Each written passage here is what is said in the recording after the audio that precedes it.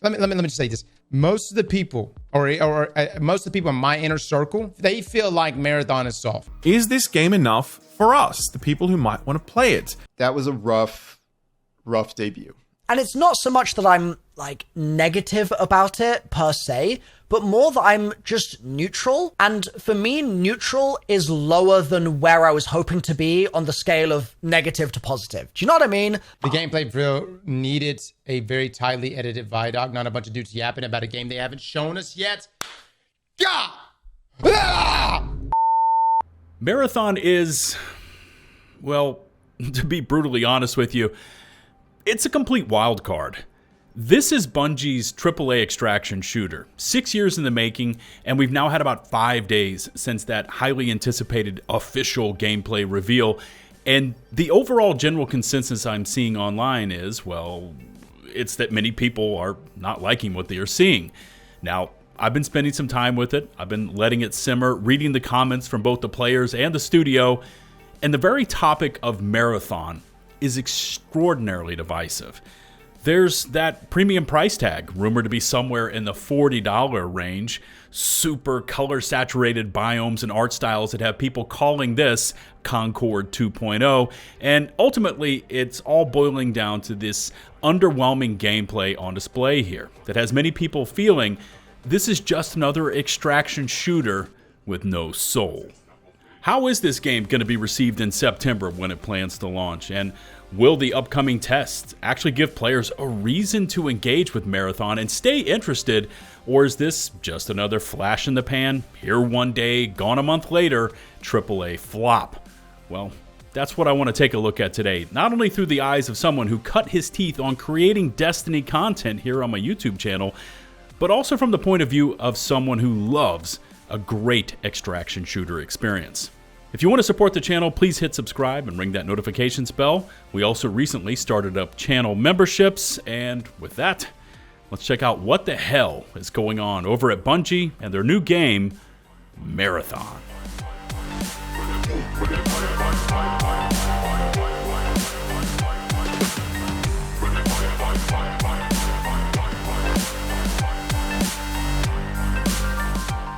To kick this one off, we first need to talk about what Marathon is. Well, it's set in the future in the year of 2850 on the lost colony of 𝗤𝗏𝗄.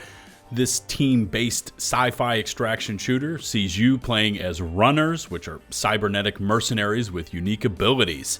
Now, as you work together in teams of 3, you can battle rival teams and hostile security forces for weapons and upgrades, where you can then fill your vault, take on high-stakes challenges, and unravel the colony's mysteries. If you survive the round, the loot is yours, where you get to keep it for future return adventures on 𝗤𝗏𝗄, or you can journey to the derelict Marathon ship that hangs in high orbit.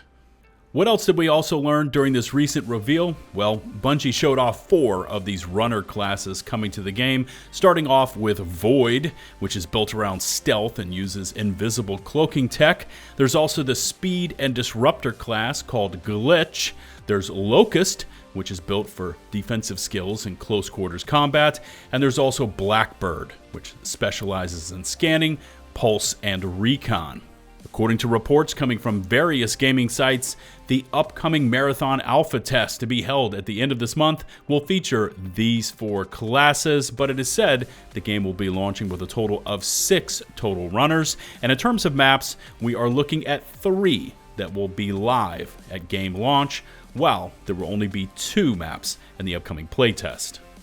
And to kind of wrap up the background here, the game is basically a PvEVP extraction shooter broken out into rounds of 18 players, so that's 6 teams of 3, or it could be spread into duos or even solo, although it is confirmed there is no dedicated solo mode at launch, but you know, once the community pushes back hard enough, let's be honest here, it will probably be added in at a later date in a future season, if we see the game survive that long, but I'm getting ahead of myself. Anyways, during rounds, you're going to be going head-to-head with other players as well as AI-controlled enemies. There's also no restrictions on runner archetypes, so if you want to run a full squad of Locusts or Blackbirds, you can. Expect seasonal resets and refreshes in the typical live service mold, which is going to include a full in-game store, of course, chock full of microtransactions and you know where it goes from here. You get the picture. With all that out of the way, let's now actually talk about Marathon, the nuts and bolts of everything we got to see, hear, and experience during this gameplay trailer, during these cinematics, and of course that live dev stream. So for shits and giggles, and let's just call it for science sake, if you stripped away everything I know about Bungie, and I know about Destiny, you wiped my memory clean of everything this studio has done, then you rolled up and showed me this Marathon cinematic, or ARG as it's known, well, my attention, interest, and in general, how hyped I would be for Marathon would have been clear off the charts. No lie. On a scale from 1 to 10, I would have been aggressively sitting at a 15.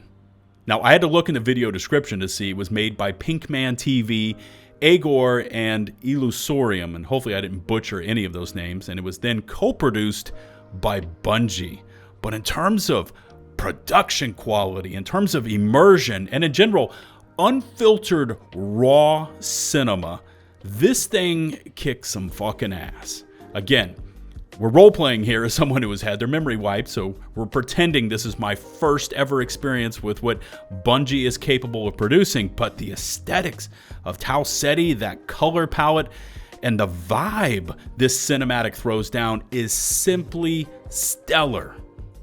Unfortunately, as I snap back to reality and regain all my past memories, we went from that incredible audio-visual cinematic experience to then being thrust into one of the most incoherent and lackluster live streams I think I've ever seen. To say this thing was rough looking would be a gross understatement. Now, aside from the gunplay, which looked to have that characteristic heavy aim assist, weighty looking feel that Bungie is known for, but again, aside from that, I kept watching and wondering and hoping when Bungie was eventually going to show us the secret sauce with Marathon. And just based on what we saw, or didn't see, I've moved firmly into the camp of there's no secret sauce. There's no Bungie magic here, a term we've heard thrown around in the past.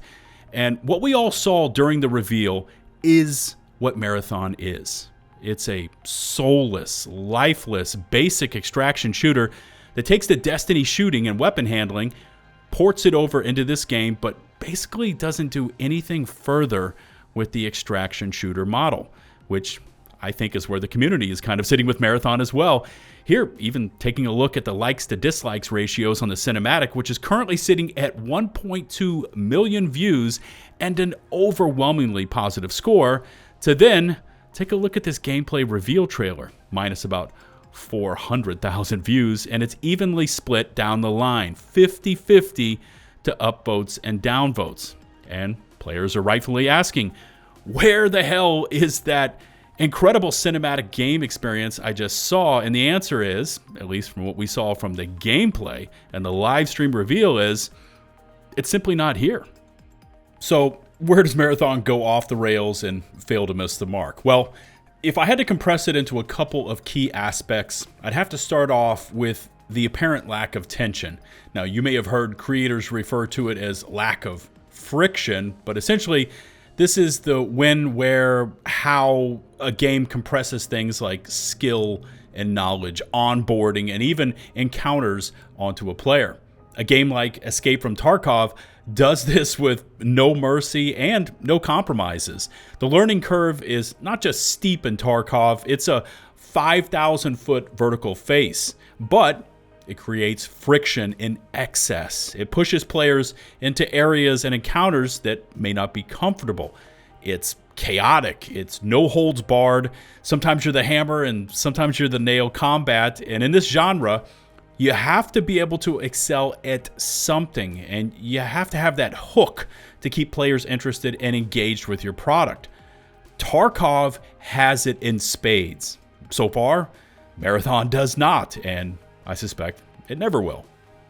It's also curious to see recent reports like this one coming from Insider Gaming, where they grabbed a quote from Marathon game director Joe Ziegler, who said, "Marathon will attempt to rival the likes of Escape from Tarkov by not rivaling Escape from Tarkov," which is interesting.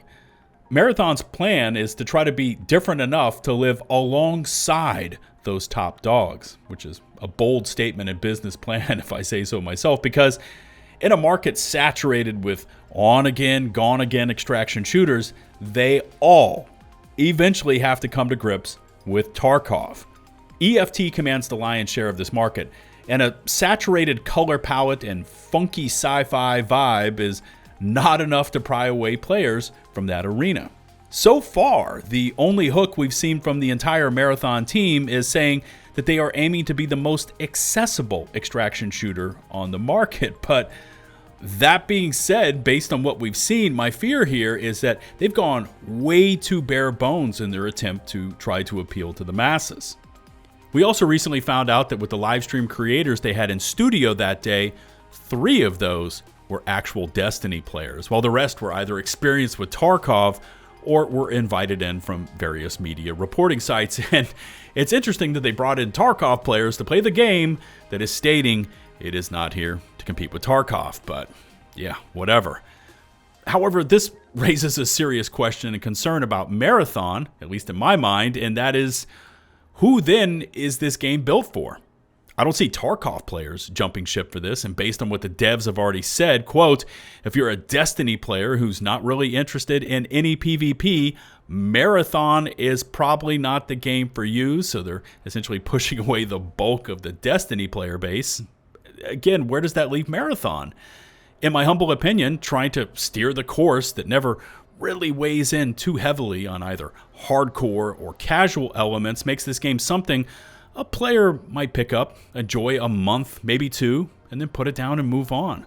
If anything, you would have thought that Bungie would have tried to milk its Destiny player base once again, but maybe their internal data was showing them that they had lost too much favor with their once faithful players, and that sunsetting content they had already paid for while drowning them in microtransactions had burned any bridges they had formerly built.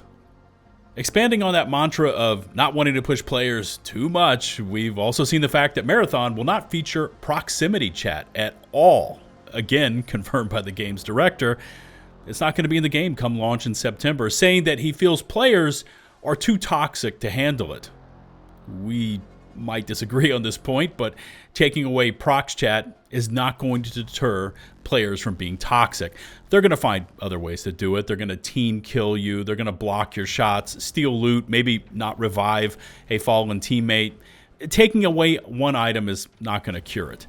If anything, some of the most fun I've ever had in PvP is when chat is enabled. And if things get over the top, just installing a simple mute or disable feature is all you have to do. There's also a question of when this game is launching, and of course, that premium price tag. Now, Marathon is set to go live on September 23rd, which, in case you haven't been watching, is the exact same day as Borderlands 4. And from what I'm seeing and hearing, number 4 is looking strong. So Bungie has that major hurdle to contend with.